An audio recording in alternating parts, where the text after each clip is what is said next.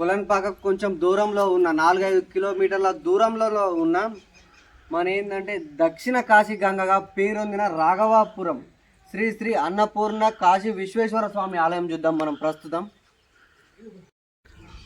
అన్నపూర్ణ కాశీ విశ్వేశ్వరయ్య ఆలయం పక్కపడి మనకు చెరువు కనబడుతుంది. ఈ ఆలయాన్ని కమాన్ చెరువు అంటాం. ఉన్నటువంటి ఆలయాలు మొత్తం ఈ ఒకే గర్భగుడిలో ఇక్కడ విశేషంగా ఇక్కడ ప్రతిష్ఠించిండ్రు. కాశీలో మాత్రం ఏ దేవాలయం ఆ దేవాలయం సపరేట్గా ఉంటుంది. ఇక్కడనేమో అన్ని దేవాలయాలన్నీ ఒకే విధంగా ఒక్క దగ్గరే ఉండేటట్లుగా ఇక్కడ మధ్యలో ఉన్న అమ్మవారు ఆయన కాలభైరవుడు, అంటే 4 రూపాలు అందులోనే ఉన్నాయి. అర్ధనారీశ్వరుడు, ఇక్కడ సైడు అమ్మవారు, ఇటు సైడు పరమేశ్వరుడు, 2 కలిపితే కాలభైరవుడు.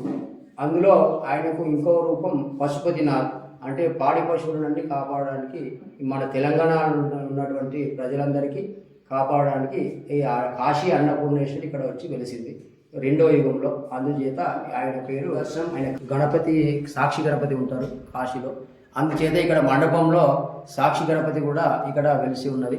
తర్వాత ఇక్కడ వారాహిదేవి కూడా అక్కడ కాశీలో ఉంటుంది. మళ్ళీ ఇక్కడ కూడా ఇది కాశీ తర్వాత 2వ కాశీ కాబట్టి అన్నీ ఈ మండపంలోనే ప్రతిష్ఠింపజేసి ఇక్కడ దేవతామూర్తులన్నింటినీ. ముందు భాగాన దొంతి గణపతి.